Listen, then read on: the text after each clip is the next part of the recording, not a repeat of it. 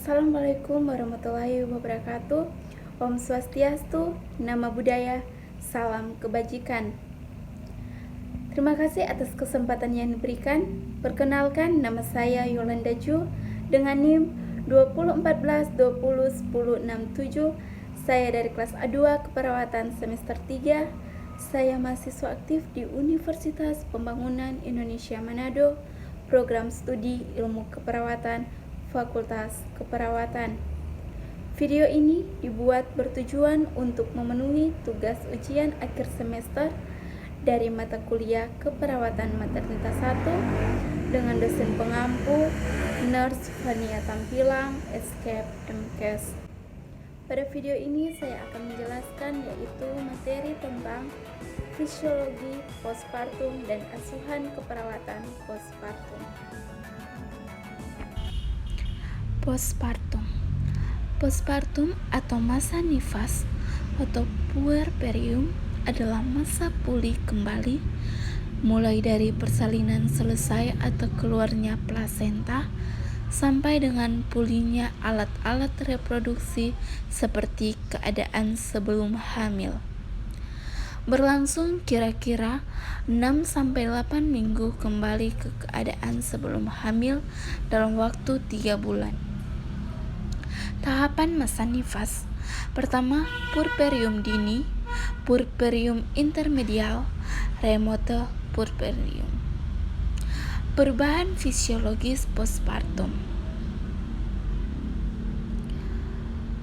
Pengkajian dan pemeriksaan fisik postpartum. Uterus atau proses involusi, proses kembalinya uterus ke keadaan sebelum hamil setelah melahirkan segera setelah plasenta keluar. Tinggi fundus berkurang 1-2 cm setiap hari. After pain, nyeri pasca melahirkan 3-4 hari pertama postpartum. Lochia, cairan sekret yang berasal dari cavum uteri dan vagina selama masa nifas. Lochia rubra atau merah segar hari 1 dan 2 postpartum. Lochia sanguinolenta atau merah kecoklatan hari 3 sampai postpartum.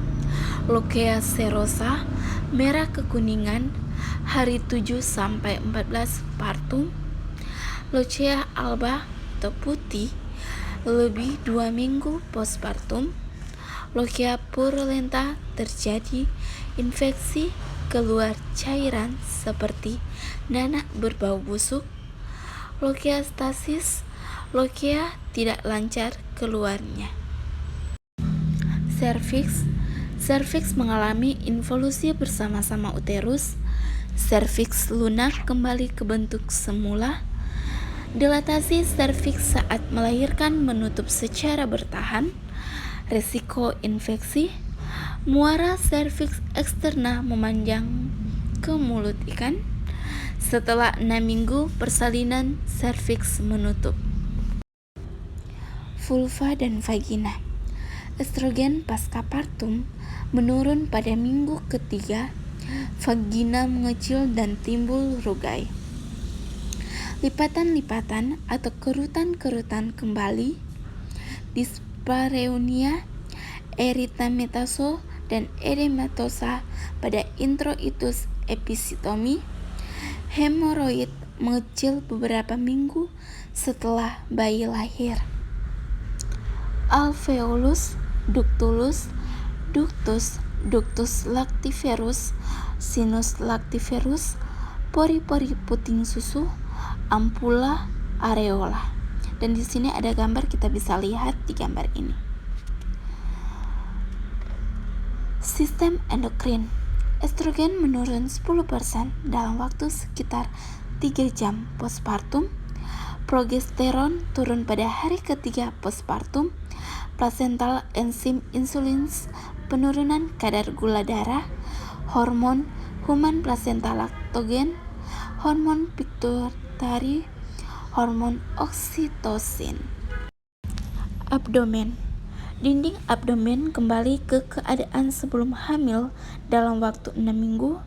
Diastasis recti abdominis, kulit abdomen yang melebar selama masa kehamilan dapat normal kembali dalam beberapa minggu. Sistem eliminasi.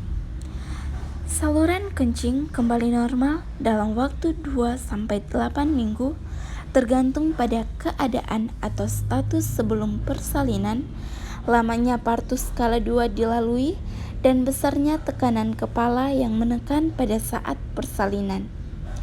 Diuresis pascapartum. Kandungan kemih penuh dan wanita sulit kencing sebaiknya dilakukan kateterisasi. BAB tertunda 2-3 hari. Sistem integumen. Penurunan melanin, hiperpigmentasi kulit. Perubahan pembuluh darah yang tampak pada kulit menghilang pada saat estrogen menurun. Hiperpigmentasi pada areola dan linea nigra hilang setelah melahirkan, namun ada yang menetap. Sistem kardiovaskular. Jumlah sel darah merah dan hemoglobin kembali normal pada hari ke-5. Penurunan volume darah, penurunan volume plasma, leukositosis, faktor koagulasi meningkat, risiko tromboembolisme.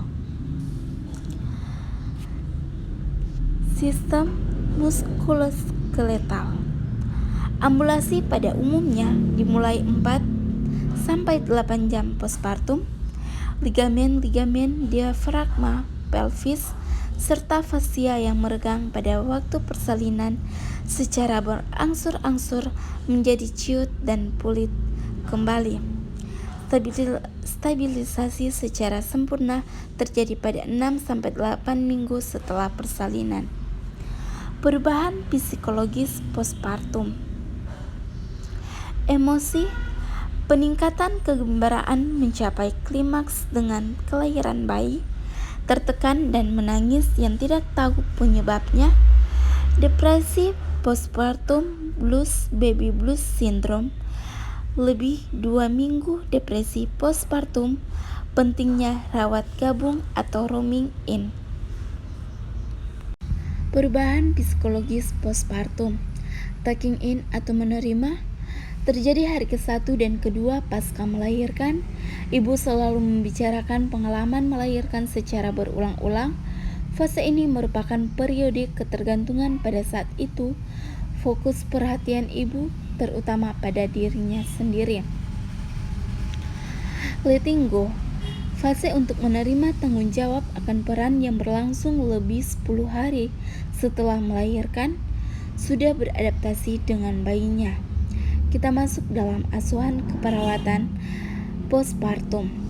Diagnosa yang mungkin muncul, yang pertama nyeri akut, ketidakefektifan pemberian ASI, defisit perawatan diri, ketidakefektifan proses kehamilan melahirkan, kesiapan peningkatan proses kehamilan melahirkan, risiko ketidakefektifan proses kehamilan melahirkan, risiko infeksi, gangguan rasa nyaman, defisiensi pengetahuan. Terima kasih. Sekian dari penjelasan saya. Semoga bermanfaat bagi kita semua. Mari bergabung bersama kami di Universitas Pembangunan Indonesia Manado. Nah, kenapa sih harus di Universitas Pembangunan Indonesia Manado?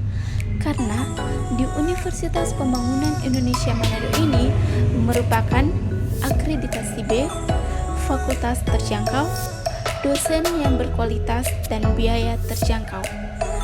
Nah, di Universitas Pembangunan Indonesia Manado ini ada 6 fakultas, yaitu Fakultas Keperawatan, Fakultas Hukum, Fakultas Pertanian, Fakultas Teknik, Fakultas Ilmu Sosial dan Ilmu Politik, dan yang terakhir Fakultas Sastra. Mari bergabung bersama kami menjadi mahasiswa Universitas